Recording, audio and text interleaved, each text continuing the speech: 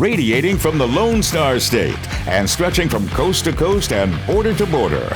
This is On Radio, the weekly download from your family of companies: CMS Wireless, Enertech, ET Tower, Legacy, and Mountain Wireless. Welcome to On Radio. Wow, folks, back with us at On Radio for another week is Congresswoman Cathy McMorris Rogers. We're so proud to have her back on radio. Her background in agriculture and military and all the things that she brings to the table to represent us in the telecom world. When we look at, and I have to tell a little story quick. Before I met you, they said I heard, well, when someone walks up, you extend your hand gracefully and you say, "Good afternoon, Congresswoman." And somebody said, "Well, she goes by CMR." And somebody said, "Well, that's the boss." And you walked up to me and you said something that was extraordinarily warm. You said, "Hi, I'm Cathy." And you reached out your hand and you wanted to be called by your given name. And it was very endearing. Mm-hmm. And so when people look at you, they see something that's kind of bigger than life sometimes. But you're a mom. You're a mom of 3 at home, and you're wrangling all this stuff, energy and commerce and an office staff and lots of travel. I mean, tell us what's it like? Tell these folks what it's like to be Cathy. Thank you. Well, it's I would say only in America, but my husband, Brian, deserves most of the credit. He, in some ways, has the tougher job. But I might just reflect, I was still single when I was elected to Congress. I was 35 and single, and just really extraordinary to think about this farm kid from Kettle Falls that was the first in her family to graduate from college, to then have the tremendous honor of representing the people in the United States House of Representatives. It's just pretty extraordinary. And it just speaks to the promise of America. And I'm grateful for the opportunities that I've been given. I was the 200th woman ever elected to Congress out of 12,000 now people who have served. I met Brian the August after I was elected. He's a Spokane kid, and as we've talked about, he served in the military in the Navy for 26 years, and we got married. We've had 3 kids, and Brian really has. He's been. I couldn't have done it without Brian. He's been so supportive and really believes in what I'm doing, and has carried the load at home with us having 3 kids. I often tell people I feel like I came really close to missing out on becoming a mom, and I wasn't sure if it was going to happen or not. And boy, being a mom has been the best thing that has ever happened in my life. It is. I just love being a mom and being a mom to our 3 kids and watching them grow up. And it gives me a perspective and a passion for what I do every day. We have our oldest, Cole, was born with an extra 21st chromosome. Most people know that as Down syndrome. And he's inspired me every day, my work on Capitol Hill. And now as chair of the Energy and Commerce Committee, I'm working on legislation to address the employment barriers for those with disabilities. And a lot of that has been informed because of our experience. And I'm grateful for those who went before me, who because they opened up education. For example, Cole is a freshman in high school at Innovation High School in Spokane, Washington, and he's mainstreamed and he's dreaming of going to college. Awesome. But all of, I'm a mom, and all of those experiences, as you said, inform your work on Capitol Hill. Energy and Commerce so it oversees a lot of the health policy, disabilities policies. Obviously, it's energy, it's telecommunications, but it's quite a life journey for me, from Kettle Falls now to Washington, D.C., and now to be the chair of this committee. But really excited to take my experiences and put them to work on behalf of the people of Eastern Washington, and to continue to fight for opportunities for all, to continue to lift the standard of living, lift people out of poverty. That's been the American story, and we want to keep that going. Yeah, well, we appreciate that, but I have to tell you, my wife would let me know that sometimes being mom is a bit of a thankless job, and I said, "Hey, you haven't been to Congress yet, because if you want to take a thankless job, that's kind of a thankless job, but it also makes you an easy target." And I see the way some, frankly, rude people respond to you. And I see that online, and I'm like, wow, you have to have really thick skin, and you keep such a positive countenance when people are taking cheap shots. I don't know how you handle it, frankly. Well, there's a lot of good people out there. And Yeah. it really is the people that I meet every day that inspire me. And I get to see the best of what is happening in Eastern Washington. I get to meet people like you that are helping connect people and families and schools and businesses. So important to our infrastructure. But it takes each one of us doing our part. And I get to meet those people. I get to see the best of what's going on, the innovative ideas, the new technologies, the creative ideas that people have to address issues and challenges in our region. That's who inspires me every day.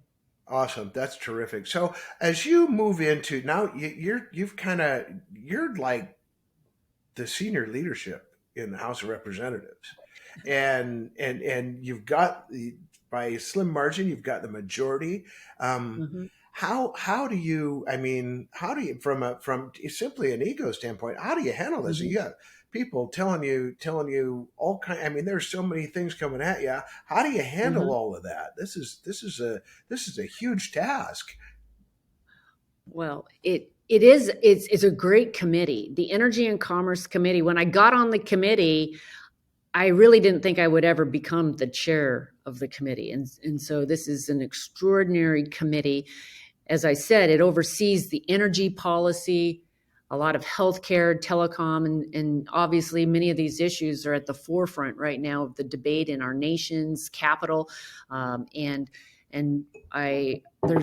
This committee has been around since 1795. It's a committee that has a history and a culture of being a committee that addresses some of the toughest issues facing the country, but also does, I call it plowing the hard work necessary, plowing the hard ground necessary to legislate. And that means, it means having the hearings, listening. It attracts members on both sides of the aisle that really are here to legislate.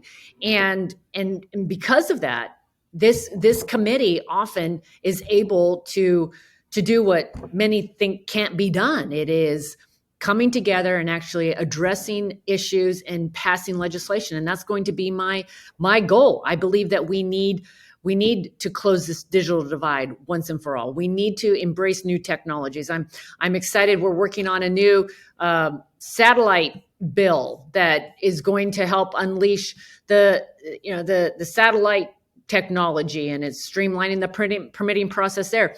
I would just say in general, whether it's satellite, telecom, energy, the permitting and regulatory climate in the United States of America I think it's the biggest barrier to building anything, manufacturing anything in the United States right now. And so that's certainly going to be one of our top priorities, is to address the permitting and regulatory barriers that people face right now. I also believe fundamentally in Article 1 of our Constitution and the role of representatives, the House of Representatives, exercising the power of the purse, but also oversight. We need to provide the oversight to the federal agencies and make sure that they're actually responsive to the elected representatives of the people. That's how the people's voices are heard. So we had a hearing this week, for example, on rising energy prices, and we brought in people from the front lines. From across this country to talk about the impact of rising energy prices on their businesses, on their families, and we're going to keep that going. Hey, when we're pumping trucks full of diesel, I can tell you that from the front lines, we certainly understand and thank you for that.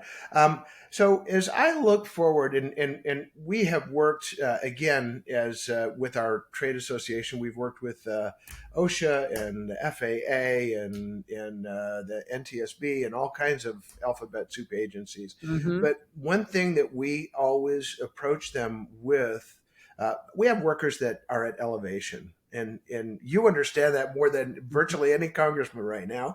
But when we walk into the room, we say, okay, if you're not for safety, then we'll probably have a bad audience. We're not talking to the right people. So if anybody who doesn't like employee safety, you should stand up now and make yourself known. And the room kind of goes silent, but people don't recognize that safety is good for the employee. Safety is good for the employer. Safety is good for the crew. Safety is good for the suppliers and the people who sell us trucks. If we're unsafe, we're probably not going to buy a whole bunch more trucks because we're not going to have employees. But when we cast that net in DC, all of a sudden people start coming together. Are you seeing? Is there an ability going down the road for more? I hate to even use the word, but bipartisan cooperation with the other side of the aisle?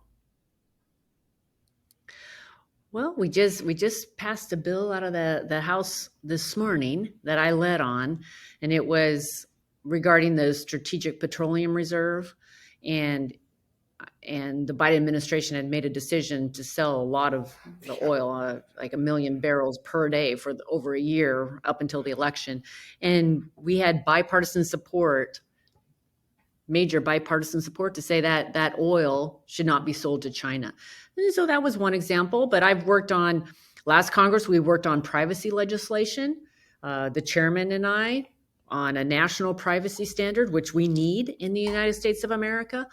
And we passed that out of committee, 53 to 3. Wow. We passed a comprehensive mental health package. Certainly that there's a mental health crisis that has only been made worse during the lockdowns, especially for our kids. Sure. We passed that out of the House and was able to get much of that signed into law. So there are examples. The satellite bill that I just mentioned that we're working on, it's a Satellite and Telecommunications Streamlining Act, but it's really to ensure that we're providing some direction and some guardrails for satellite technologies that could be really key in the future. You know, that we were working on that with bipartisan support. It can be done. And as I mentioned earlier, sometimes, I was going to say the committee has a culture of doing that, but also I would submit that the best legislation, the legislation that has the longest impact and the most positive impact, is the legislation where we actually do take the time to sit down and hear from a variety of perspectives and hammer it out so that we can find an agreement and actually get it on the president's desk with bipartisan support. Well, we are proud of you for trying to meet those folks in the middle and fight the good fight. I talk about a little bit about what it's like to or I asked about what it's like to be in Congress. But I mean, as you look back, I mean, you've got such great depth of experience to represent our people in Washington. But if you could go back in time, do you think you would choose the same career? Do you? Is it? I mean, there's a lot of stress, and you have taken. I mean, you have. Like I said, taken a lot of cheap shots from the cheap seats, but you remain resolute and optimistic. I'm proud to have all of our folks from Eastern Washington call you their representative. But if you could go back in time, do you think you would choose the same career? I would tell you that it's been an honor of a lifetime to represent the people of Eastern Washington in Congress. And when I go back and think about working alongside my brother and parents on an orchard, picking fruit, becoming the first in my family to graduate from college, I can assure you, I never dreamed I'd be doing this. This is way beyond anything that I ever imagined. Yeah. And yet I would say it's been better. And yes, there's always the critics out there. There's always those that are very quick to point out maybe how something could have been done better or said better or whatever. But it's not the critic that counts. It's the one that's it's the one that's actually in the arena, There you and, go. and TR. maybe a little battled and scarred, but actually is plowing ahead to make a difference and to continue to work to address, not just legislative issues, but I want to inspire America. I want to inspire America. Sometimes I feel like it's easy to criticize and tear down, and it's a lot harder to build. And we need to focus on how do we actually build? And we're not perfect. None of us are perfect. But I love in the Declaration of Independence, it says that it's we the people of the United States of America in order to form a more perfect union. We continue that search for a more perfect union. And the question is, what are you doing to help form that more perfect union for this generation? Yeah. And for the next, and for not only our kids, but our grandkids after that. Well, I wanted to just say thank you. We are so proud to have you as our Congresswoman from Washington. I'm not very political. Washington 5. And I just want to say thank you for representing the military families. I want to say thank you for representing the ag families. I want to thank you for representing our own tower families who work out of our Ritzville shop. And most of all, I just want to thank you for keeping your roots and staying true to who Eastern Washington really is. We are so proud of you. And so, like we that means so much. That means so much to me. Thank you. Means the world to me to hear you say that. And I appreciate what you're doing. It's been great to be with you today, and look forward to having you come and testify in front of the Energy and Commerce Committee. I don't know if some of your colleagues would want that, but we're a little plain spoken for them. But like we say at the end of every show, hey, let's choose safety today. Thank you, Cathy McMorris Rogers. This is Jim, and we are out.